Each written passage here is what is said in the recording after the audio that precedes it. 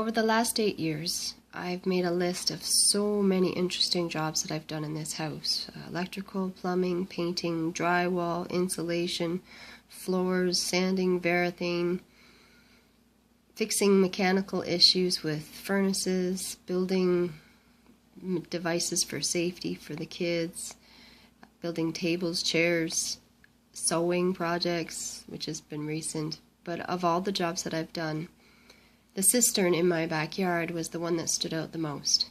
It has a lot of symbolism. And here's the story of the cistern in my yard. I started digging up my yard because there was a weed problem. A problem of a weed that grows underground. It has a networking system. So I had to dig really deep and do the whole yard. And in doing so, I discovered all this cement. And as I kept digging and digging, there were more and more unusual objects inside. This is me and Alex and Josh, and we all work together, digging a little here, digging a little there. These are some of the unusual objects that I found inside this large cement space. It's an 8-foot by 8-foot. What we thought at first was a cement room turned out to be a cistern. And in that cistern there were beautiful rocks, red, green, blue. There were these funny shaped objects that were like cement pylons that were hooked together by chains. And then there was tons and tons of concrete, chipped, broken, big, small, and heaps of dirt. When we finally got it all clear, we had several questions. What do we do with all this concrete and all the dirt and all the stones? And there was concrete everywhere, in every corner of the yard. Every place where there was a spare room, there was more concrete and more funny objects and beautiful stones. And my dad, he was there even with his little broom helping. It was quite a project and quite an ordeal that took a long time. Thanks. So we decided we would first of all figure out what to do with the pieces inside. The story of the room was more symbolic as we realized that this cement room was the center of the yard, and it was like my heart. And inside my heart was all of this stuff. Some of it was beautiful stones of various shapes and sizes that were like all the gifts and skills that God gave me when I was born. Then there were these odd-shaped pieces that were obviously built and carved and created by workmanship to be something, which to me was symbolic of the things I'd learned in my life, the skills and the special knowledge that I had acquired through hard work and persistence. And then there was all these broken pieces of concrete, big and small, of all shapes and sizes, and these were all the hurts and the pains, the tragedies, the sorrows, the lessons that were hard. All of it together was in that heart.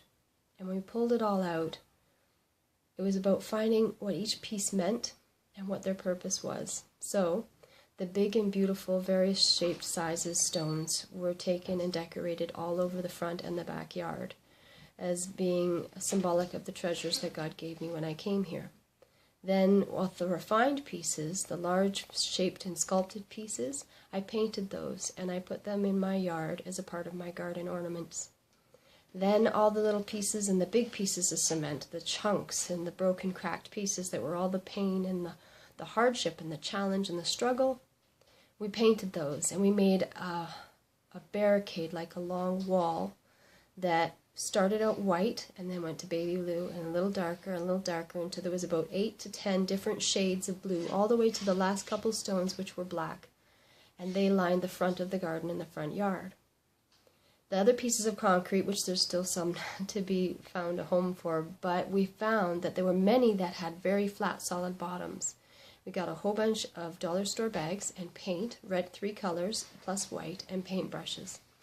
I typed up a story explaining how these were all pieces of a broken heart, that it was healing, and through the active work of family and connection and time, patience, a willingness to learn, to let go, we turned all of these little objects into beautiful treasures, and we gave them with the story to all of our neighbors, friends, family, anyone we met got a little bag with a stone in it and the paint so that they could make a treasure out of a broken piece of my heart. I wanted to share the story as well as the pieces of my heart as a way of setting an example that everyone has those moments in their life where things are broken and we don't always know how to put them back together, and sometimes it's not about putting it back together, it's about making it special in its own way, because it adds to who we are as individuals. Then, what to do with the space, and that's when we got the paints out again.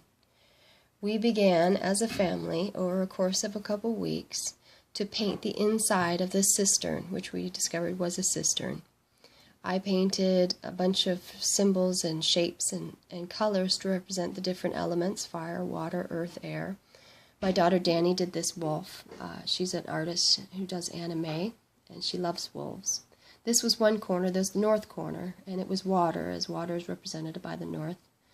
And so all the different little bits of paint from everybody came together, and then we had to cover it at night to protect it from the elements and the rain, so we could continue to work. My son Aaron started working on this mural of the Joker and his girlfriend Harlequin, and he worked on that even longer. A couple weeks passed. When we were all done painting, he was still working. And eventually he was done, and we took pictures and we covered it all up. And that hole in the ground that was my heart was filled with earth and covered with grass seed, and that's what it looked like. That was how we took an empty space, filled it with art, and made it special for ourselves. And now when we walk across the backyard, we're the only ones who know that there's still treasure buried underneath. And that's the story of my cistern.